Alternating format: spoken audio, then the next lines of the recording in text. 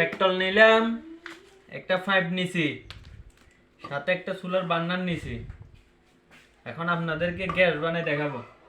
এটা দিয়ে পরীক্ষামূলকভাবে চেক করতেছি যে ভবিষ্যতে ভাত তরকারি রান্না করা যাবে কিনা, আপনাদেরকে দেখাইতেছি। এই লাইন দিলাম মোটরের,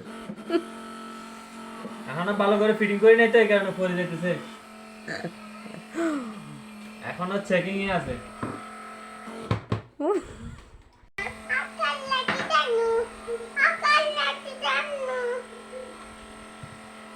এখন দেখবেন যে আগুন জ্বলবে। সরো আম্মু সরো, দেখতে পাচ্ছেন?